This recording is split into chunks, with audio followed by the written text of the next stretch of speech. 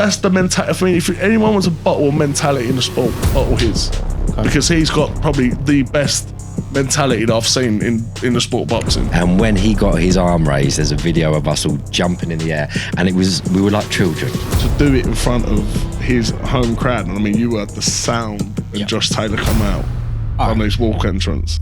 I think with Moses, we're talking about a Tiger Woods, Pele, Muhammad Ali. A chosen one. Chosen one. Yeah. I think when you're progressing faster, it works well because it tells you who you are as a fighter. Instead of going 12-0 and then fighting someone, people are going like 5-6 and to get them into big fights. So now I think we're at the stage where we're actually putting our fighters in 50-50s a lot quicker. Definitely. Because I think it's the time now where it's you need to fight. Today we were joined by Ollie Bessell and Sonny Warren, the kings of Warren Boxing Management. Listen, they are absolute G's. It's one of my favourite ones in quite a long time. We went over matchmaking, we went over Ekow Essuman, we went over Nelson Hysa, we went over the shows that are coming up. We went over what it takes, the mindset required to be a promoted fighter. And that's something that obviously we all love. Enjoy. Ollie Bessell, Sonny Warren, the kings of WBM. Welcome, boys. Hello. Hello.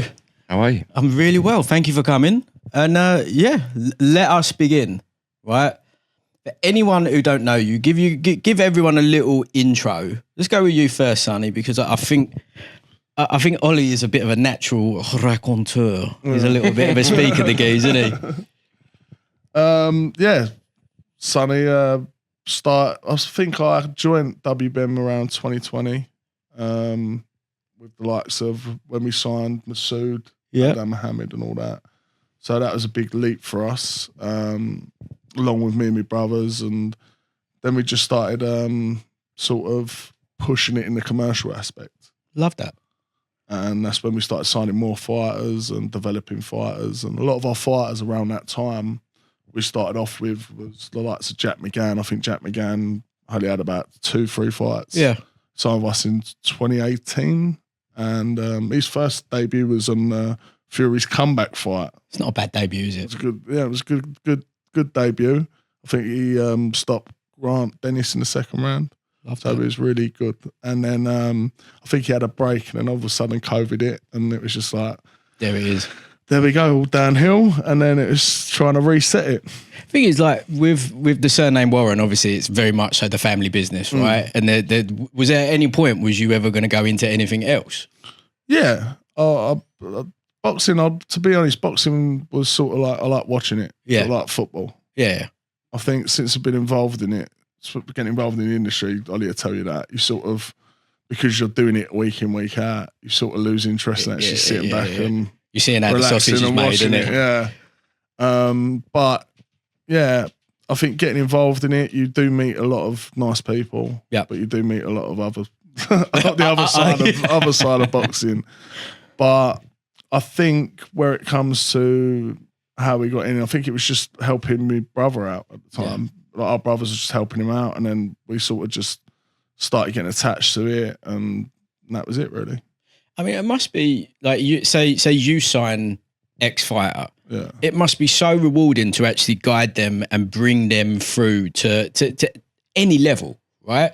So for you guys to be able to see that and to help in itself, it's like an investment, isn't it? It's an investment. It's an investment in, I'd say, time, as well as anything else. I think the main thing I've always said to people when it comes to the industry is be patient. Yeah.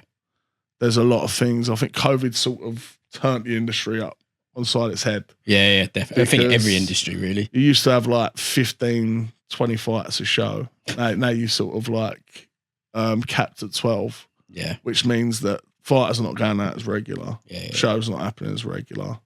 And now it's you're sort of progressing a bit better, which I think it works well for boxing. I think when you're progressing faster, it works well because it tells you who you are as a fighter. Instead of going 12-0 and then fighting someone, people are going like 5-6.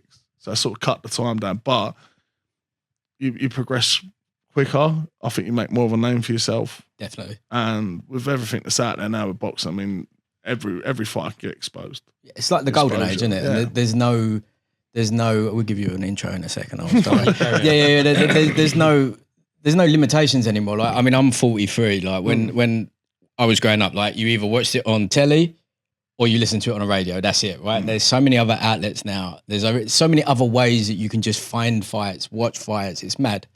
Yeah, I mean, it's fantastic. I mean, especially with YouTube. I think there's like you could find a fight every weekend. Fact. Near enough. Sort of, I would say it's catch-22 though, because sometimes that's drive your ticket sales down a bit because people would want to sit at home and watch it. And like where we are now with like financials and everything that's happening in the country, sort of. Yeah. Well, at least I can sit home and watch it instead of going out and do it. Definitely, but then that's where like the York Hall. I mean, York Hall's obviously not cheap to have anymore. Like in my day, it was like 1,500 quid on a Thursday night. You know what I mean? Like you do a white collar one in there. You had like swing dancing 2 days later. It didn't matter. But it's still very affordable. It's very accessible, and like you're saying now, because you can promote. You can actually you can self-produce all of your own promo stuff. Everyone can make their own 24/7s now. All of a sudden, you do an actual massive product, but for small hall and bigger, and it's nice. Yeah, I think when we sort of our main thing with when we was doing the shows was we sort of reinvest a lot of what we get from the promotional to the fighters that are signed up for promotions. We sort of reinvest to the fighters that haven't got promotional deals.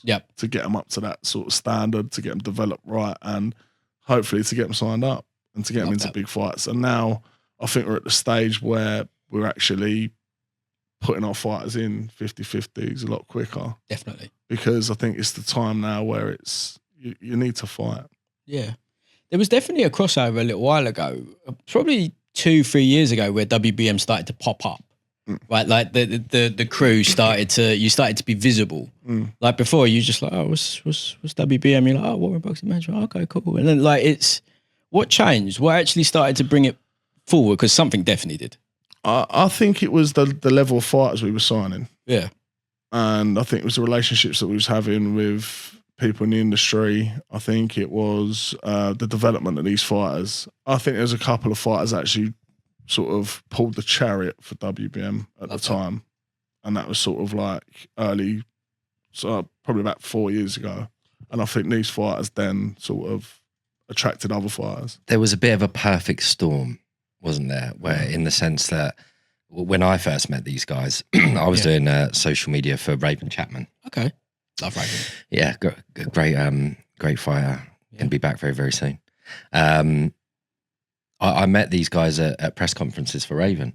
Okay. And funnily enough, it's funny you should say that, because that's how I got introduced to them, in the sense that they were doing so much, but they had no real visibility. Yeah. The social media side of things was difficult for them because they were so busy and, you know, running shows and managing fighters and working for Queensberry and so much going on.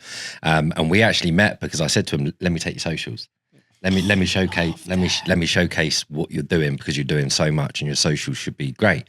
And it took a little while because everybody was so busy and it you know, we kept saying every time we ran into each other, yeah, we'll get it going. And then eventually Freddie Warren, your brother, sent me over the logins one day and was like, just run with it. And us showcasing what they were doing, and getting that out enabled us to grow very, very, very quickly. It was a real turning point for us, really, the social media side of things. I know it sounds like a trivial thing, but you know what the world is like nowadays, especially boxing. Far from it. You know, everything with boxing is channeled through social media, and you know they've got such a historical name in boxing. There you go. The fighters that they'd signed and the platforms they were fighting on were huge, and it was just that little trigger of, okay, let us show you what they're doing. And it almost felt like overnight we went from, you know, it just exploded.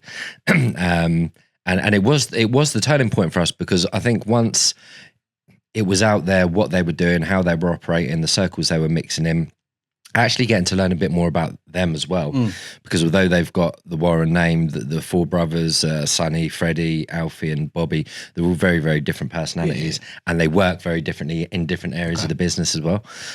So people being able to differentiate between the four brothers, know who to go to if they wanted to talk about a show, know who they wanted to go to if they wanted to talk about managing a fighter, knowing who to go to if they wanted to talk about promotion, whatever it was, they started to have their own personalities. And it was huge. I mean, we get millions of views now a month on our socials, which is fantastic. But it was almost like that was the trigger, wasn't it? Really? Yeah, and to be honest, it was. I mean, Ollie coming down, superb job. That's why we call him Mr. WBM. Mr. WBM himself. But yeah, he come over, like when we met, it was at your call, I think, one of our shows. And he was saying, oh, I'd like to do this, that, and the other. And was like, yeah, let's do it.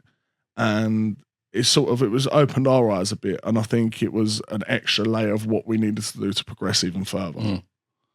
And definitely, I think then sort of Ollie started taking more and more responsibilities at WBM. Yep. And now I've aged 20 years in 6 months. Sort of understood why we didn't really focus on social. I'm pretty sure I've even seen you MC. Like, I've seen you get involved in everything. I've seen you do a bit of camera work. Yeah. Do you know what the funny thing is about it? And we say this all the time. We all muck in with everything. And, whether it's running the shows, whether it's the matchmaking, whether it's the social media, whether it's the interviewing, whatever it is, we all do a bit of everything. And I think that's always going to be at the core of WBM.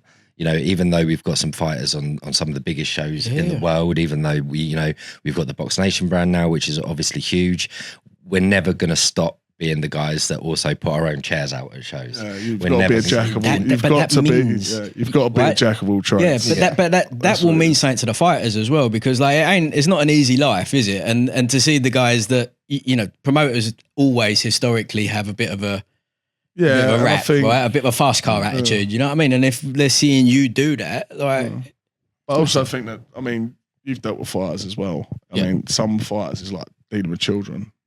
Yeah. No disrespect, it is, and I've said that to a lot of our own fighters. Yeah, it's like having another child, and they start laughing. Like, everyone wants the most they can, don't they? Like, you know what I mean. You're gonna always want it. Yeah. Exactly. Do you know what's done it? Saudi's done it. Yeah, of course it has. In the sense that I think obviously Saudi's been fantastic for boxing. We've seen fights that we never could have dreamed of in a million years, but the mentality of fighters at all levels now is they've seen the bright lights of Saudi, they've seen the money people are earning, and now everyone's expectations have become a lot higher. And obviously, like Sonny said earlier on, the financials in boxing, in small hall especially, are so razor thin. Yeah. There's, some shows there's no money in whatsoever. But the expectations of the fighters in terms of the financials and what they feel they should be earning has increased massively because of Saudi Arabia.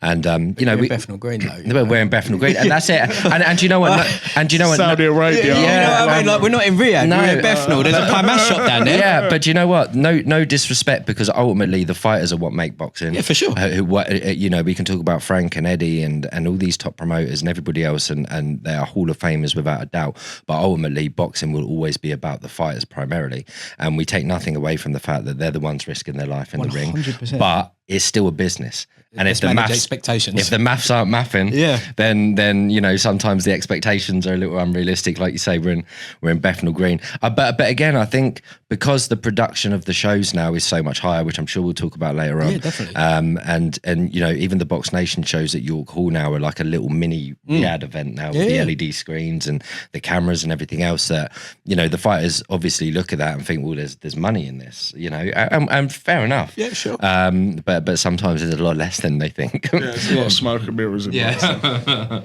no, the thing is like if you put out a bad product, like like you're saying, the margin is so thin anyway. But also, like, we've all been to shows where you're just like, I've actually been to white collars that are a little bit better produced than this. Like, you're having a little look about, and you're just like, when I first got into, I mean, I've been in boxing for maybe 10 years now. Yeah. But in terms of professional boxing, 3 or 4 years, and the depths of it really with these guys. Even when I started working with you, the production levels of the shows not even in the same stratosphere as what they are now. No. York Hall was literally just a couple of banners up, and that was that. That's it. And it was a 2-second job to put up, 2-second job to put down. So in terms of what we're seeing on screen now from a production point of view, is light years away, isn't it? I mean, it's definitely an all-dayer when we're setting up than what it would be, but it's good. I think it gives the fighters more of a sort of nudge to perform well, because they're seeing the level of the production. They're seeing that this is the right step in their career. Yeah. And this is where I want to be. This is how I want to be seen and everything else. Yeah. And then when you go on to sort of the bigger platforms, Queensbury's, you're semi-used to it, right? Things, you're semi-used. Exactly. You're there. Yeah. And I think that's sort of the environment that we've tried to create, and I think it's worked, really. Yeah. It definitely worked. But with actually the partnerships that we've made in the sport and everything else, they've always aided us to produce the level that we're producing at. As well as now, I think we're looking more at, right, we've got the level now. Yeah. Now we need the fights. And I think now, where we've had some of these fighters from like day dot, they're in a position where, right, you're jumping in with someone now. Yeah. We've had you from there. We developed you enough. We've developed you enough. Now you've got to show us why we've developed you enough. Love that. So like with the WBM brand and everything, like as you now are growing and it's now becoming much more of an established thing, and like you're saying, BoxNation. I remember like what's going on with the Box Academy shows? They're there. So the way that we run at the moment is we have BoxNation, which is obviously the primary promotional brand, and then in between that we have the Box Academy brand, which we're just about to rebrand it. Funnily enough, the thing is with Box Academy is the idea behind it was kind of what it says on the tin. It was going to be a level below BoxNation. The fighters were going to progress on there and then move up to BoxNation. What we found was we've got so many fighters and we get offered so many fighters that we, as Sam pointed out to us numerous times, we had fighters main eventing with receding hairlines on Box Academy. It doesn't really fit. So the name of the brand doesn't really work. So we're just about to rebrand that, and not relaunch it, but we're gonna the idea is the same. But the idea is the same. I think just the change of name gives us the license to have whatever fighter on there, rather than it looking like a bit of a mismatch. But I mean, ultimately, the Box Academy brand that we've used up until now has grown quite quickly. The views have been great. It's definitely a scaled down version of Box. It's a scaled down version, but I mean, fortunately for the Box Academy things, I think they've had probably the better fights on there. I mean, we've had the likes of Nelson Hysa on there, Alan Bametta. Newman had his first chance at the Southern area against Frank Arnold. Great fight. Zach Chelly. Yeah. Adam Heppel. I mean, these are big names. Like, especially like Zach. Like I've met Newman a couple of times. He's a really cool guy. Nelson. Brilliant. Let's be honest. Nelson is a bit of a dark secret. Like he's trying to get out a little bit, isn't he? Well, I mean, that's as good as anything. What are we doing with Nelson? It's we. Ever since I started working with the boys, they were always saying we need a heavyweight, a good, world-class heavyweight. And Nelson Hysa kind of came out of nowhere, didn't he, really? Yeah, I mean, he came out of nowhere. I think we've been working more with the heavier weights now. Yeah. But it don't mean that we're still signing up flyweights and everything else. So talent's talent, right? Talent's talent. Nelson, I think it was a conversation that come about with, I think Bobby was at a Birmingham show with, I think who we're dealing with at the moment, Dalibor, and they had a chat, and then I think it was then I started talking to him, and then it sort of come abroad, and he was like, I want to do a show in London, got him over in London, and just near enough packed out York himself, showed him what it was made of. We thought, all right then, let's see what we can do with him. Honestly, the Albanian community in the UK is crazy. Like you go to a Florian show, you go to a Nelson show, you go to anyone Albanian, they bring support. But Sonny's right. I mean, we put him on that card. We had him main event in a BoxNation show, and he packed out York Hall by himself. It caught the eye of Queensbury, obviously, as well. The boys, at least one of them is in the office a couple of times a week over at Queensbury. So we're constantly in communication about our fighters and who we've got and the paths for them. So obviously, as we said earlier on, boxing's not just about ability, it's about the ticket sales as well and the finances. So seeing an undefeated heavyweight in Nelson Hysa pack out York Hall by himself. Banger as well. And you know, he put in a performance and a half. For us, it was that heavyweight at the top level that we were looking for. So we've got a show we're about to announce in Albania where we're gonna build a BoxNation card around him. That'll be announced in the next couple of days. But the plan long term with him is, you know, big fights. We've been offered and in negotiation with you know, top fights for Nelson Hysa that haven't quite got over the line for one reason or another. But I mean, we've been in negotiation for some of the top fighters in the world of Nelson, and hopefully by the end of the year you will see Nelson in a top fight against a top world name. I think he needs it now. Yeah, definitely. He's been sort of that under world fringe level.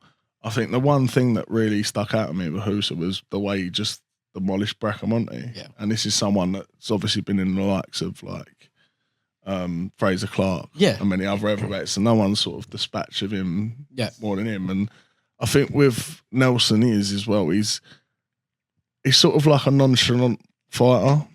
I was gonna say, like, when you watch him fight, like his style itself, like it doesn't. He's just got, obviously he's got like iron bones or something, because like he doesn't look like he puts much in him. He doesn't. He don't look like you've seen, like when you have a look at the likes of sort of like Fabio Wardley, you see him that he means every single one of them punches that comes in. But he's just surprisingly powerful.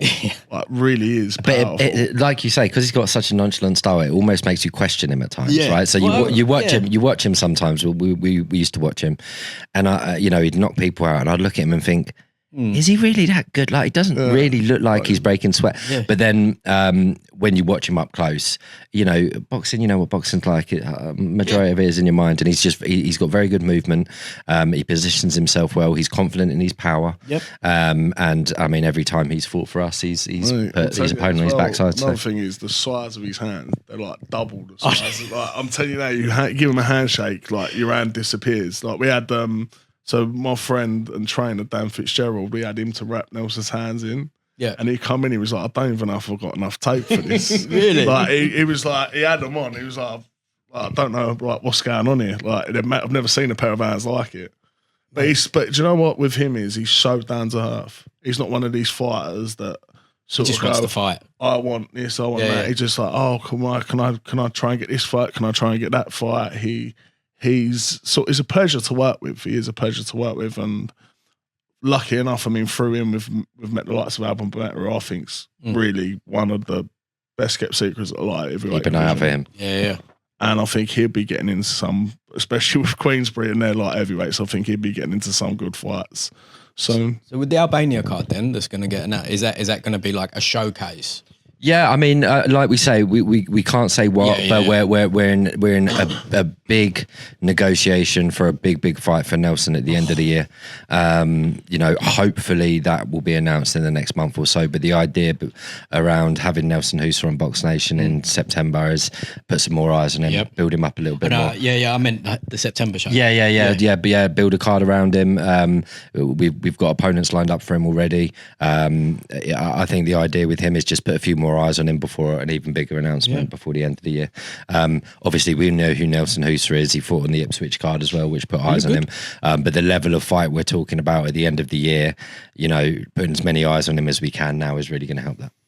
See, now with him, it must actually be pretty hard to match him up, right? Because anyone in the industry knows that he's dangerous, right? It's a Johnny Nelson saying, "Who need him?" Right? He's one of the who needs them. He's. Yeah, I think he is one of them. But I also think where people see his style and his record, they think, oh, this might be a good fight to have. Yeah.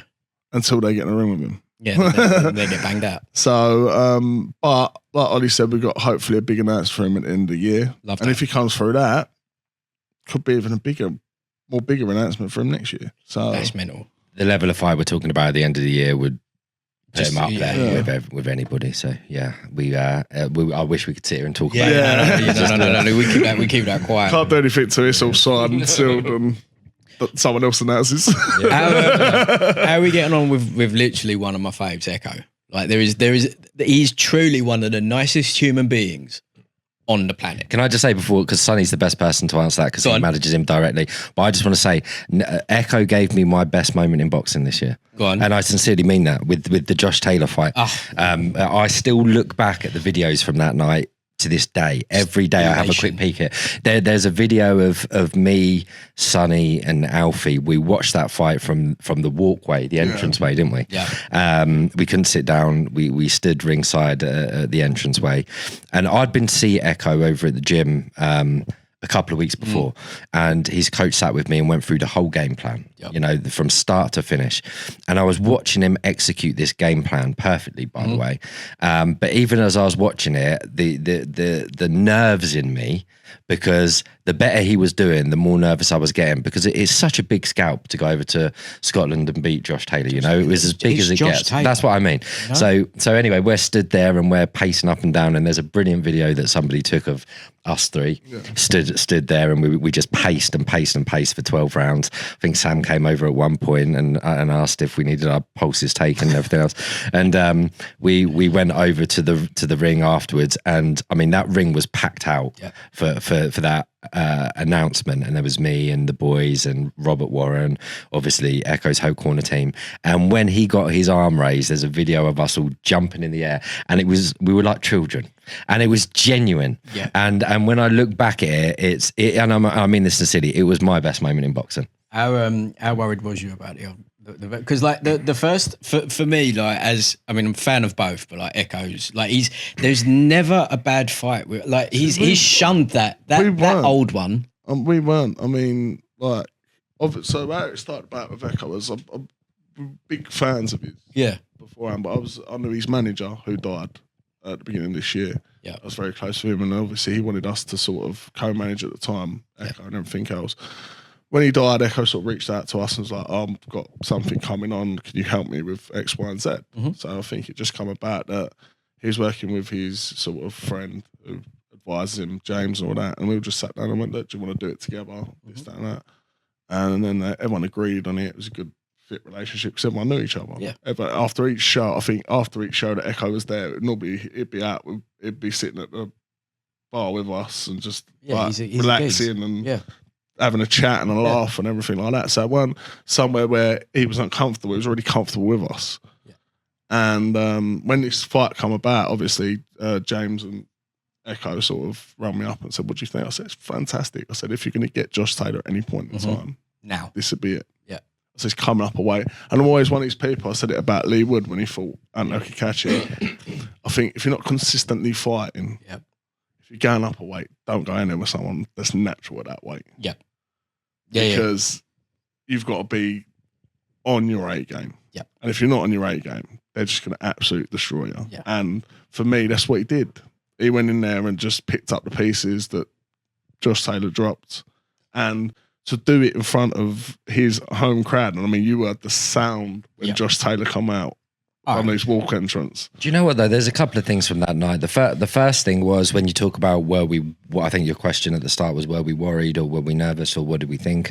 I was watching the fight and knew that Ekow was winning, but I was worried about the judges. That was my question. Because I saw it, I think it was Frampton card flashed up on the screen during the fight and had him down. Yeah. And we looked at each other and I was like, you've got to be kidding me. And funnily enough, Talk Sport were right in front of us, who, by the way, were turning around and laughing at us, pacing around all night. I lost my voice. But Spencer Oliver turned around to me at the final bell and he told me exactly what the scorecard was. He called it to a T. Yeah. And he was like, you got this. He's like, John Rawlins gave Ekow 5 rounds. Yeah. He said, I can't see how. What are you talking about, 5 rounds? He gave 5 rounds up.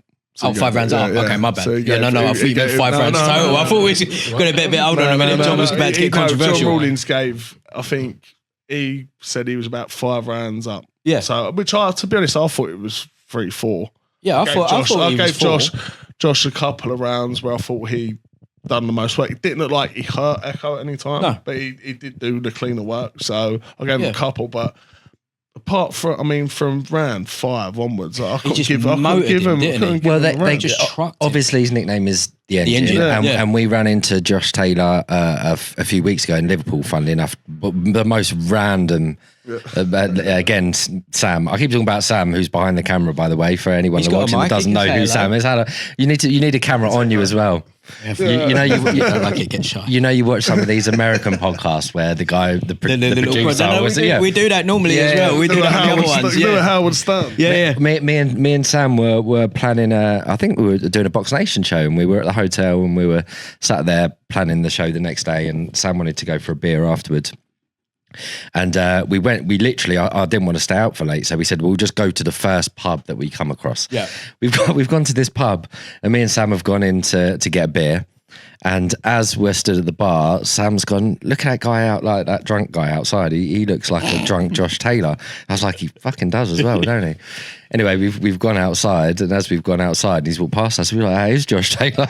So anyway, so he was fine. He'd had a few. He was having a good time with his girlfriend. He wasn't causing any problems. Before I make it sound like he's a. No. He was there with a can of drink. No. Strong bow on the bench. No, him and his wife or girlfriend, I'm not sure what she is, was having a nice night out. But anyway, he clocked us and recognised us, and we just started talking about the Ekow fight, and he said, I felt fine. Yeah. He said till about halfway through the fight. He said, then I started feeling disorientated. Yeah. And he said, I couldn't work out what it was. And he said, before too long, I worked out it was his engine. Yeah. And that's what it was. The movement was consistent from round 1 to round 12. Yeah. And he said, when you've got that kind of movement in front of you and it's not letting up, he says, you've got a problem. So he was very respectful. He did not offer one excuse.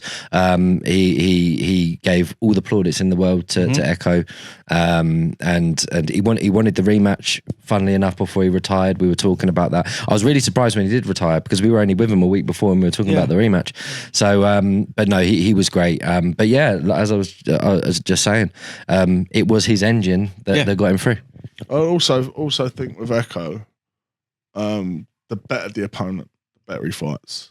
Yeah. I thought when he fought Harry Scarf, it was sort of on a kilt thing where he's thinking, I've got to defend this British against him, and it's like, I'm just so much.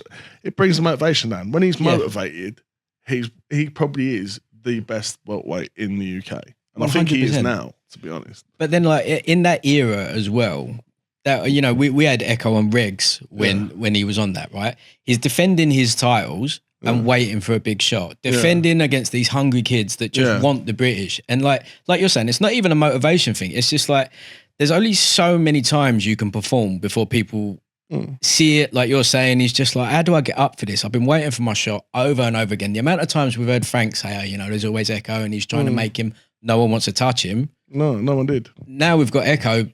He's not got nothing to lose, but you know what I mean? Like, he's just like, I think you just need, with Ekow, he's done it all. Yeah. He's done everything in the sport. He's won near enough every title. The only title he ain't won that's what he wants. Is a world. Yeah. So it's just like, now you're at a stage where you're going, do you know what? Just give him his flowers. Yeah. Get him a world title. And to be honest, I think there is fights out there where he can get to, not probably the world title next fight, but the fight after, definitely.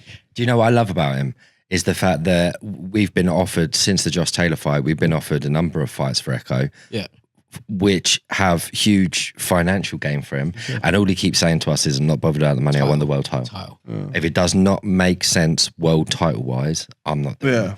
And that's what I love about him, in the fact that obviously he wants to earn money. He's at the top of his game, but his focus is, if anything is coming between me and this world title, even if it's money, I don't want to know. But I think personally, he's probably not next fight. I think the next fight will set him up for the world title.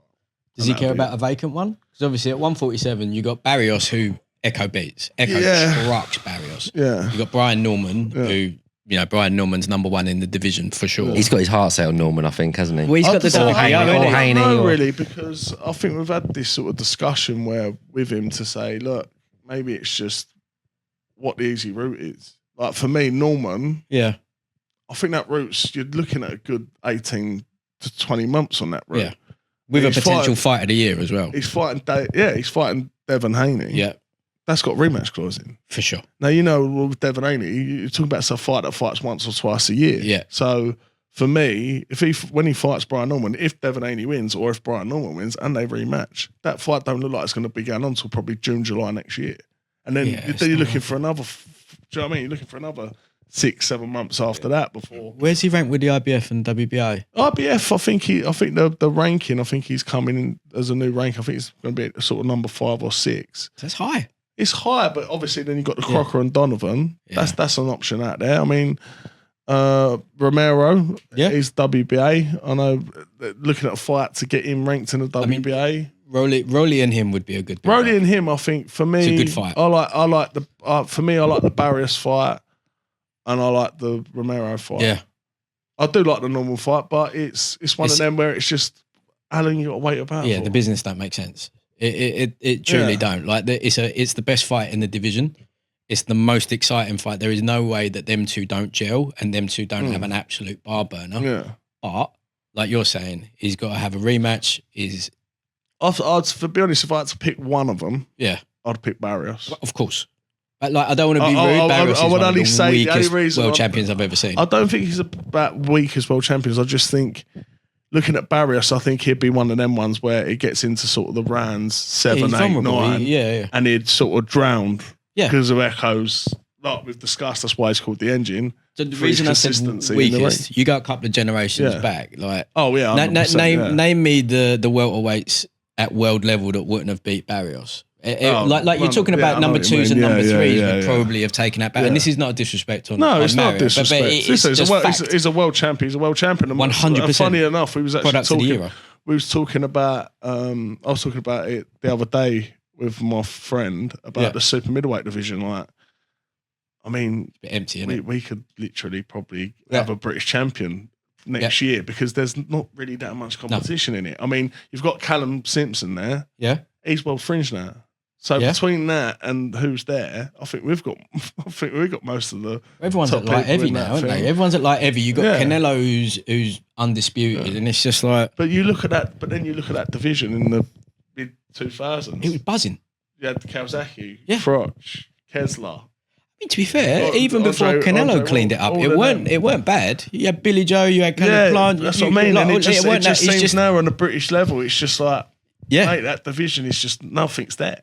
Yeah, because it's that you've got a true king at the division, isn't it? And it's just like that's not just the king, that's Canelo, and you're just like, well, I suppose I'll either go down or up. Thing as well, it's that I think that's the one where God waiting for him to defend his titles. Yeah. Like, he only really fights once a year when he wants, for as much as he wants. Exactly. It's like you say when you get to that, the real top end of boxing, the superstar level. The fights are mega fights. They're mega money. Yeah. And like Sonny says, sometimes some of these fighters will only maybe fight once a year, so they're very picky with it. When it comes to Ekow, I mean, Sonny's had him from the start within WBM, and we will get the best fights for him and 100%. Go the best route for him, and we've all got his best interests at heart, but we're still just riding the wave of Josh Taylor, to be honest with you. Yeah, it was amazing. Like the first probably 2, Josh looked good, right? Josh looked like Josh, but he landed something, if I remember rightly, he landed like a heavy shot on Ekow, and Ekow just ate it. And I think at that point he just went, I've got this. I think it's one of the things as well. But before we was walking out, do you remember he was in the dressing room and I was like, right. And he did exactly what we said. Go in there, silence the crowd. Yeah. After that second round, you didn't hear one peep. I mean, you had a small contingency of Ekow supporters. The Nottingham and crew. Probably me, Alfie, and Ollie shouting our heads off. Oh, we got some abuse that night. But apart from that, literally, he shut down Glasgow. Like literally, you couldn't hear a pin drop out of it. I love that. What's right? So look, where are we now? We're mid-August. Right, run me through end of the year for WBM shows, what you can say and what you obviously anyway. Is it just shows or shows, fighters? Like who are you? That's right on the spot. Yeah, no. Who are you excited? Like you've the ones that you got coming through now that you've signed on, and you're just like this kid. Obviously, no disrespect to anyone else on the stable. It's not that. There's a list. I think there's one. Bobby and Alfie are sort of the light heavyweight, which no one really knows about at the moment. It's a bit of a secret. I mean, listen, I think it'd be mid-September will be announcement as a signing. Okay. He looks a very interesting and dangerous person. Nice. I think fighters wise, like we look at the guys we've got signed with Queensberry, obviously Nelson Hysa, Ekow, Masood Abdullah, who's one of my favourite fighters, by the way. That one loss in his record, I don't believe was a loss. No, but yeah, he's going to be back out very soon. I love working with Masood. I love watching Masood. I still think there's big things to come for him. Try and get him into I say try. We're in negotiations still with a big fight for him before the end of the year as well.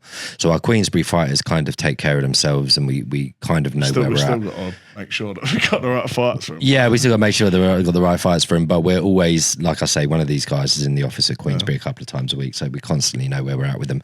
But in terms of fighters that haven't got promotional deals, the one I'm excited about, I like Emmanuel Ashong. Yeah, and he's hopefully. I mean, we're going to announce him to be out on our next card. Which is when? I think I agree. I've never seen someone in the ring. Never seen someone in the ring that is, for someone so new to the sport. Yeah, is so calm, collective, picks his shots. I said it to me friend the other day. They said, "Oh, you keep banging on about this kid." I was like, well, watch him.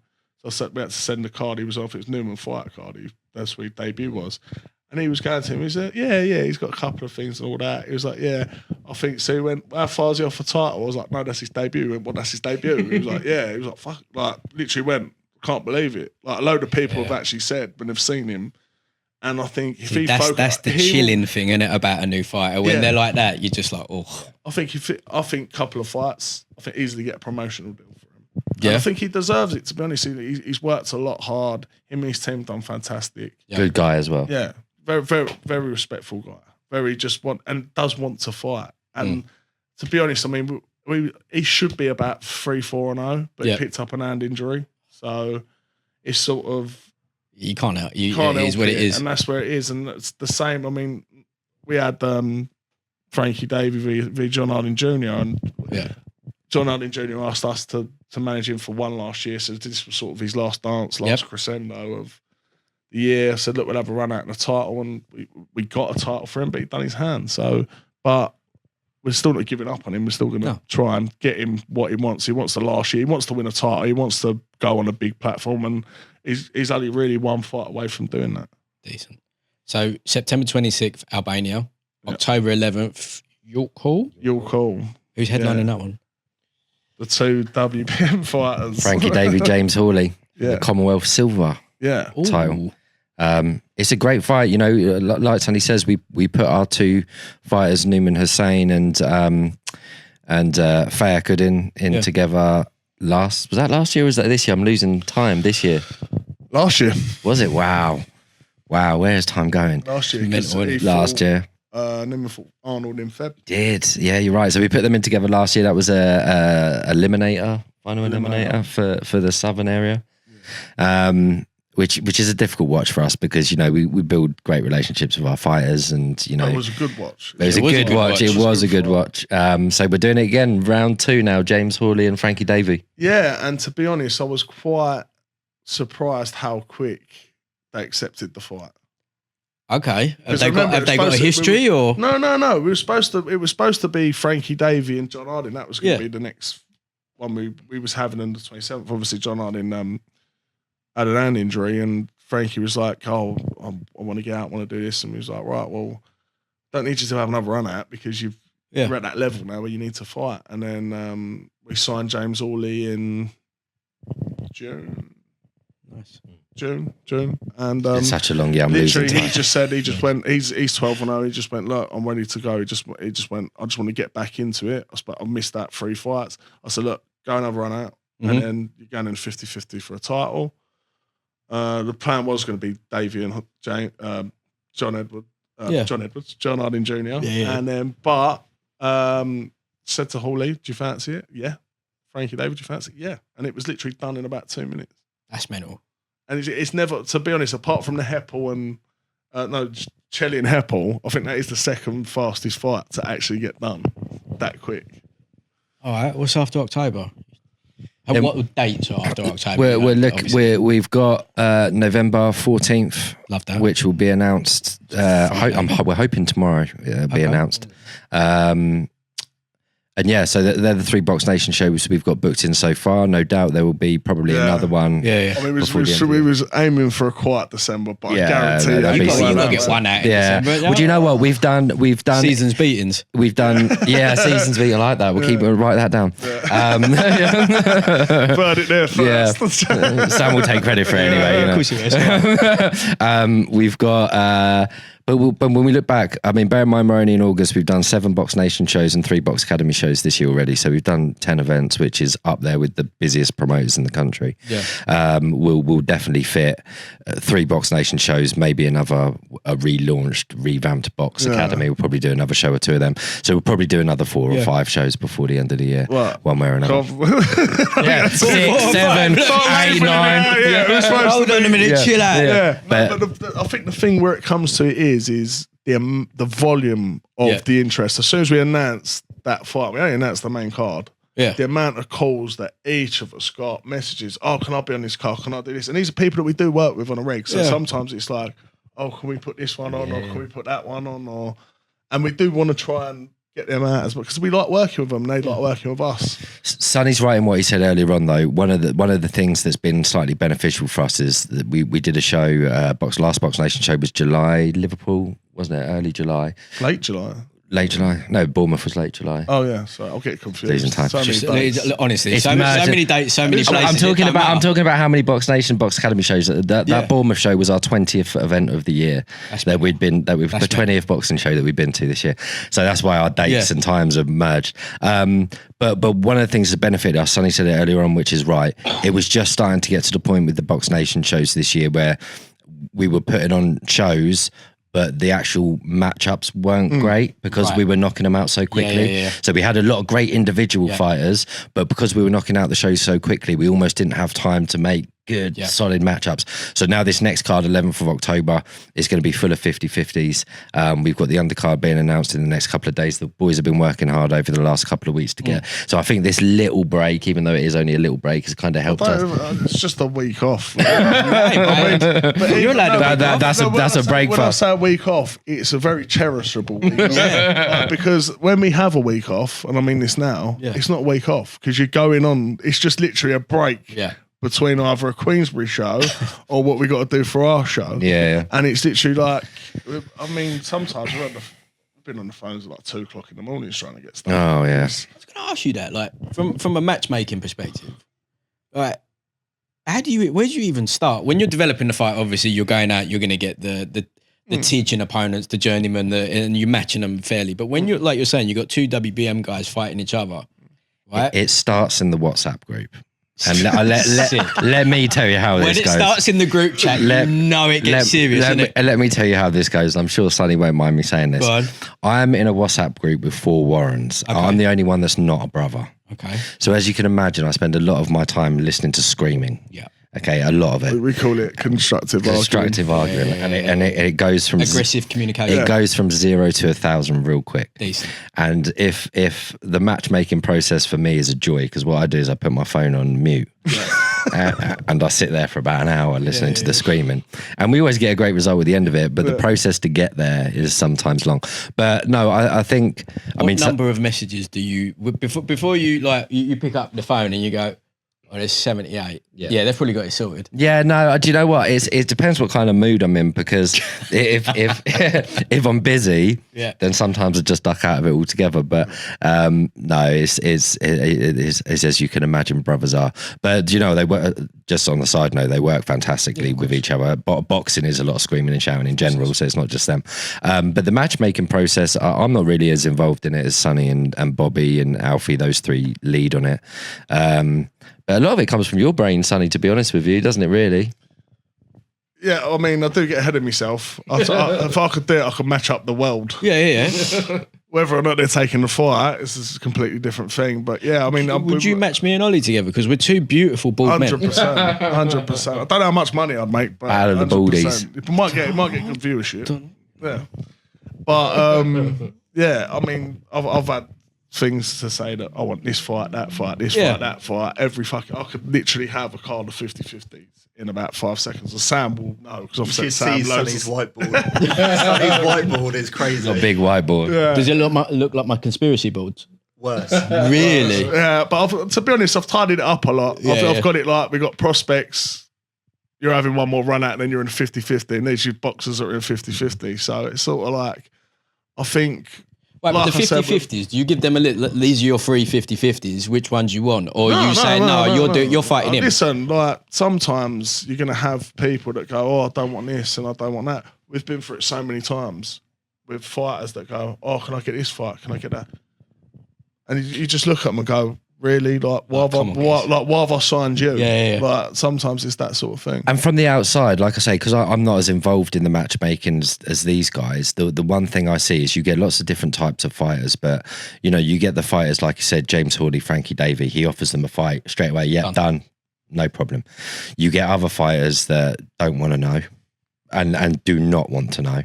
And then you get other fighters somewhere in between who are a little bit more thoughtful in their path and want to make sure it's the right fight. Yeah. But a lot of the fights Sonny comes up with, or Bobby or Alfie comes up with, on paper are great. Yeah. But then the challenge is persuading the fighter that it's for them. And that's the hard bit of management, I think. Yeah, but sometimes you do need to give them a kick up the arse and go, listen, this is your option. And sometimes it's not the fighter. It might be the trainer. And this is when it starts getting all political. Yeah. And sometimes you need to put your foot down. Sometimes you just go, right then, go do it your way, see what happens. Yeah. And I mean, we've rarely been wrong with matching up. Like, even we had Masood versus Mark Leach. Some Masood's team didn't want to take it. Brothers, my dad sort of put a foot down to say, no, this is a fight that you're going to take. Yeah. And I think Masood was a bit worried about going in it, but when he was in it, he smashed him all over the gaff. You knew it was a crossroad fight. Yeah.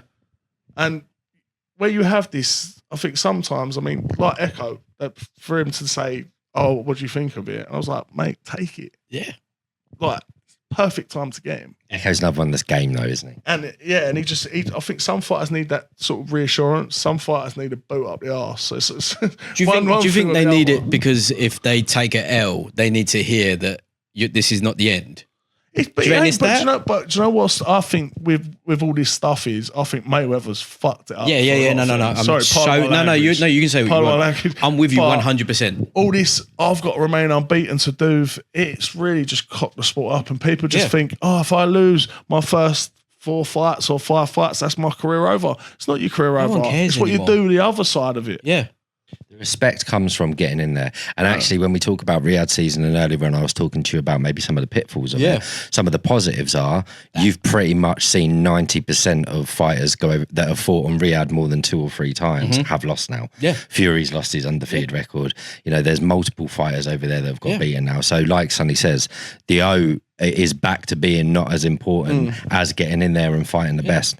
Look at Josh Padley. Like he took that L against Shakur. There was no shame in that whatsoever. Late notice. It's changed his life. About Stokes risen. It's changed his life. Even before that, took a fight against Chamberlain at a weight that he's never fought at before. No. But it changed it like that. But even then, that changed his life. But then that put him into the position for that. And now look at him. But that's what I'm saying. That sometimes fighters need to see this. Fighters need to turn around and go, do you know what? If I take this opportunity now, no one cares. We can do something with you. Yeah. Even if you don't take the opportunity. For me, the Frankie Davey and James Hawley matchup, right? The loser can still go again. Of course they can. We've got so many fighters around that weight category. We could literally do a round robin with. Yeah. You're going to probably end up fighting other fighters again. Yeah. I think the one thing that really sort of itches me out a bit is when people lose and they go into 50-50 fighters and they go, oh, I need a run out. What should you run out for? You're a 50-50 fighter. Yeah. Go and fight someone else. Yeah. I mean, like, why would you want to have a run out to bring yourself back down? It's confidence, isn't it? I know. It's confident and mindset. You know what, though? But can you imagine another sport like Premier League, for example? Doesn't exist. Say, like, they got... doesn't exist. You lose at tennis. Smashed 5-0. Oh, can I go and play in the national conference for a game so I can have a That's a wicked analogy. But it never happened, is it? But you know what? When we're talking about being a management company, one of our jobs as a management company is unfortunately the bad part of the job is we have to wean out the fighters that are not going to get there, and part of that is mentality. Like Sonny says, if you want to be a professional boxer and you want a professional boxing career, at some point you are going to have to get in there with the best, or get in there with someone of your level. And of course, early in the career, there needs to be a few fights, learning fights. But as soon as, if you sign with WBM, you got to trust these guys.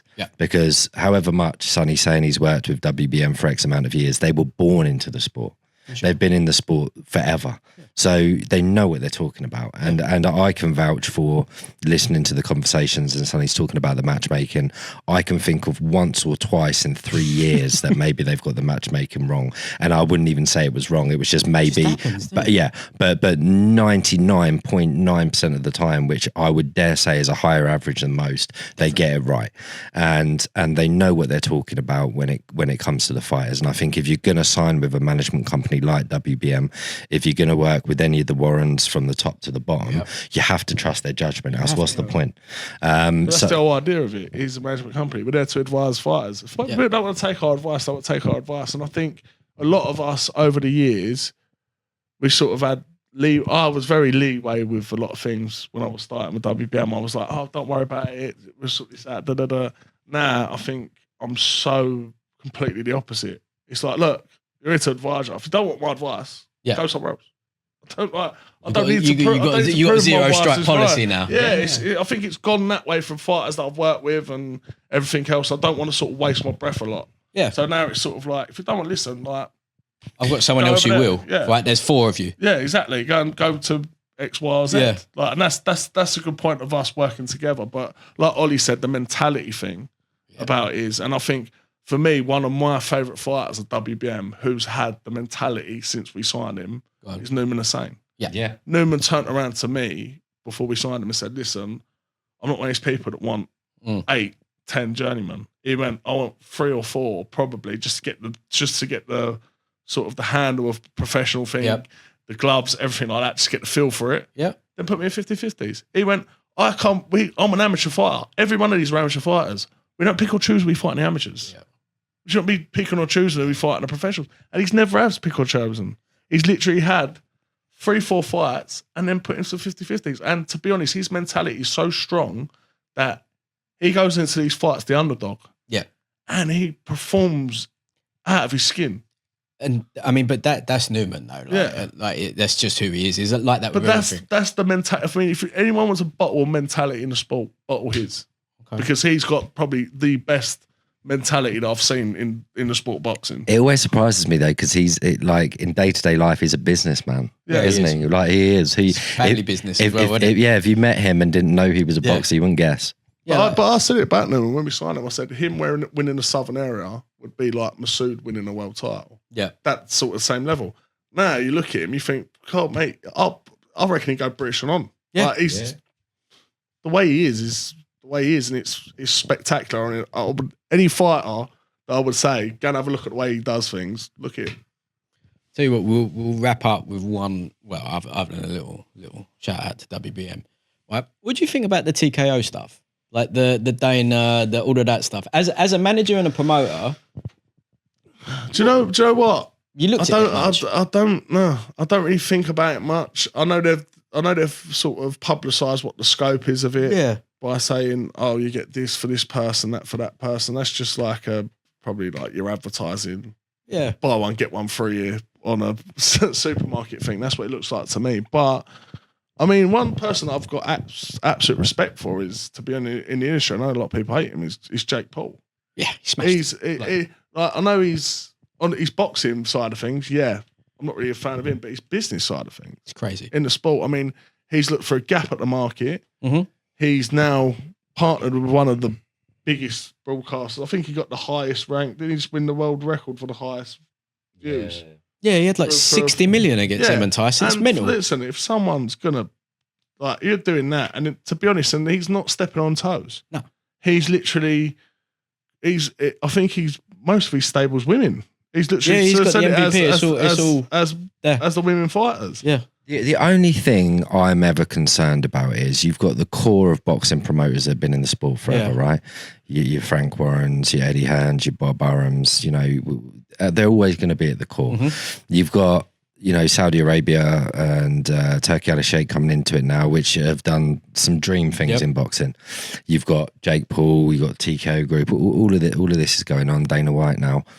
I just want to know that boxing is going to be okay once they walk away, because they all inevitably will, and we'll be back to the core again, which is Frank and Eddie and Bob, and and I just want to make sure that boxing isn't too radicalized in this period, that when they do get bored, which they inevitably will, when it comes back to the core, that it hasn't done any damage. Now, I don't think at this point it has, but I don't want to see extreme things happening that may become irreversible. So it's something to think about. But I mean, look over in Saudi Arabia at the moment, we got Moses and Dillian fighting over there. Again, the stage over there and the atmosphere over there, and everything building towards. I'm excited about this fight week, by the way. I think it's for me personally, when it comes to Moses, I know the promoters have to build this fight. I know that the broadcasters have to sell it. But to me, everybody's just almost making up reasons why Dillian's got a chance at this point, because I think Moses blows anybody out the water, and it's no insult to Dillian. No, it's not. I'm with you. And then from like the fan perspective and from like whatever this is perspective. Listen, but I still think it is heavyweight boxing. It's heavyweight boxing, but like everyone I think is low key a little bit like Dillian has crushed this. Like this is the best promotion he's ever had, like from the perspective of like the fan, where normally obviously it's Dillian, he's funny, isn't he? Yeah. But, do you know what? We've been around Moses since his debut. Yeah. Right? Because, obviously we've been all the Queensberry presses and weigh-ins and events that he's fought at. So we've been around him right from the start. His maturity levels are fantastic. We're listening to him speak this fight week. He really understands the game and he really understands himself, I feel. I'm looking at Dillian. I watched the face-off on the way here, funny enough, the DAZN one between Dillian and Moses. I think Dillian's a little hurt, if I'm being honest. Dismissive of any, and I think say what you want to say. I think he's a little hurt, but I don't think he needs to be, because when I'm sitting here saying I believe that Moses, blasts him out early, I will say that no matter who you put Moses in with. It's not a Dillian thing. And I feel like at this point, people are trying to find reasons why Moses isn't going to go down as one of the greatest of all time. And I know it's very early for him, but if you look at all the reasons people give for Moses potentially not winning the fight, the inexperience, not enough rounds and everything else, it doesn't matter. He's a talent beyond anything we've seen for a long time. Is a good question mark to have. He's only a young fighter, right? He's 20. What is he now? 6-0, 7-0, something. It's not. He's sub 10. No, he ain't. I think he's 12. 12.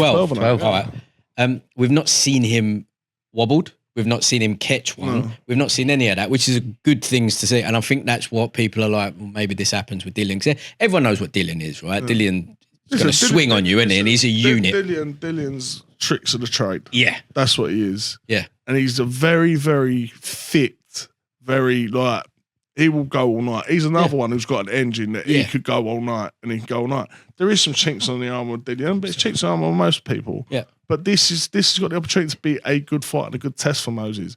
But the thing that I didn't like, I see something on TalkSport the other day when they was going, I don't think Moses is going to be a big star than Josh. Well, I'm sorry, literally a bigger star, a bigger name, because he didn't go to the Olympics and that. I'm not being funny, but I don't think it's the type of when the fights you're coming up in. It's the fight. Sometimes it's the fights that make you. Yeah. Tyson Fury, the fight that made him was beating Klitschko. Yeah. Joshua, the fight that made him was beating Klitschko. Yeah. These are the fights that make you. I'm with you 100%. You can't say he doesn't need a gold medal. No, he don't. You can't say, listen, he could probably go up against, I don't know, one of the biggest, he could probably go up against one of the biggest punchers or one of the biggest prospects over at the UK, over US, that would probably come up and say it's 25, 26 or something like that. Yeah. Smash him to pieces, and all of a sudden he's the biggest name in British boxing. Joe Kawasaki done it with Lacey. Yeah. They all do it. I think what people are missing here, and again, I know it's subjective, but for me, I think with Moses, we're talking about a Tiger Woods, Pele, Muhammad Ali. A chosen one. One. Yeah. I believe that. Yeah. And it's not hype. No. When you watch him and you listen to him, he is it. And I think at this point, like I say, I think people are looking for reasons why he might not make it, but I think people are clutching the straws. That's difficulty at the sport. I'd like to see more competition for him. I think a lot of the fighters that are at the the higher scale of the heavyweight division have only got 1, 2, 3 years tops left in them. Yeah. And then you're looking at sort of saying, right, well, who's he got? Probably the likes of Fabio Wardley. Now, if you go through these people... They're kind of same gym, though, aren't they? But no, what I'm saying is if you do go through these people... Yeah. Who else is going to want to fight him? Yeah. He could probably... Moses, no disrespect to other people, Moses could probably have one of the longest reigns in heavyweight boxing. And then you know what they'll do? They'll say I was a weak hero. A weak hero. But weak hero. That's what they'll do. They'll just say it's a weak hero. And you're just like, wait, ain't no, is it? Yeah. They've done that with Klitschko. But you've still got to go and beat the people in there. It don't make a difference. And it doesn't, even if they said that, it really doesn't matter about the opponents in front of him. It's about his skill set. Yeah. And when you look at his skill set, like I say, I'm never one to jump on a bandwagon. It's just the reality. Yeah. His skill set is generational. I'd always do say it though, it's a fight that's going to make someone. And if he gets into a fight where it's heavyweight boxing, like you say, what I'm saying, it's a fight that's built up to be, this is probably the limit that Moses is coming to, and he goes in there and he literally just smashes the crap out of him. Yeah. Then he's going to be, all the British public are going to love him. He's going to be one of, as soon as you're an underdog going into a fight, it don't matter who you are, Britons will get behind you. See, now for me, if he just runs through, just buzzsaws Dillian, 2, 3, 4 rounds, right? And then this could be the fight. This could be the one. And then Usyk puts the WBO in the bin, and then they do Parker versus Moses. I guarantee you, everyone will go, "Oh, he's going to batter Parker." No, they'll do the same. They'll do the same thing unless I don't know, because that is another fight. I think people would probably look at that fight more and go, "Do you know what? The motivations with Parker more than anyone." Parker more than anyone in the heavyweight division. Yeah. Apart from Usyk, everyone's probably looking at the closest second you're going to get to Usyk at the moment is Parker because of the thing he's took at the moment. Who he's took in the strides to get where he is. The route he's got there. Yeah. That's what people are talking at now. If he beats Dillian and goes in with Parker and demolishes Parker. That's, for me, that is the fight that people are going to go, right, this is it. UK's got the new biggest star here. Now we've got to get Usyk. Yeah, I agree with you. I think the Dillian fight will give him that credibility in the UK. I think a Parker fight will worldwide. The thing is, like, from a world standing heavyweight boxing, like who's the US got? No one. Well, they had Anderson. They had Anderson, who got his head taken off by Bacoli. Yeah. They've got Jermaine Franklin, who's taken an L to Dillian and Joshua. But surprisingly, he's a good fighter. He's another one. I mean, for me, I think he beat Andy Ruiz. Yeah, but Andy's only just gone back into training himself. Like the US heavyweights, like, I think some of the US heavyweights, like Michael Hunter and all that, they sort of just sat on their. He's not bothered by it, is no, he? They ain't. They've got their ranking. They're waiting for the belt. Yeah, that's what. How long do you wait for, though? Isn't it? Well, the way it's going on, you can wait for 2-3 years before you get a shot. No, I can't now. It's madness. What are we saying though? Moses in how long? I'm going to give Dillian a bit of praise. I'm going to say between 6 and 7. Ollie? First 3. Okay. We talking crushing KO or are we talking? I think he'll demolish him. Yeah, I think there'll be a round or two of feeling out. Yeah.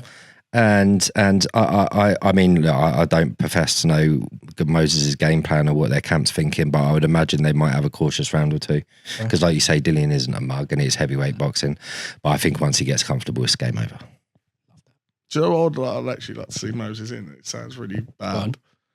Someone like Chisora. Someone who's got really bad tricks that can make it such a hard fight for you. Moses always, from the interviews that I've seen, always pinpoints Chisora as the one he'd be a bit wary of, funny enough. Yeah, because he is one of them fighters that you actually think... Mate, he's terrifying. He knows... He is. I don't think the thing in being terrified, he's an old war dog. Yeah. He is someone that knows all these tricks of the trade that literally... He's one of these people, if anyone's going to get you out your comfort zone, That's what I'm saying. He's terrifying. You'd be around. He's one of the most intimidating human beings that you can be around. The real question is, though, can any of them beat Nelson Hysa in Albania on a wet Tuesday night? Mr. WBM. Can anyone win in Albania on a wet Tuesday night? Who knows? That's the like question. over Stoke. I think on that note, lads, thank you so much for coming. It's been a pleasure. Really Real pleasure. Wicked. September 26th in Albania, Nelson Hysa headlines that card. And then October 11th, Davey versus Hawley at York Hall, the premier, the most illustrious venue in all of the land. Like, rate, subscribe. Hit us up in the comments. Let us know what you thought. Love you besties. Bye.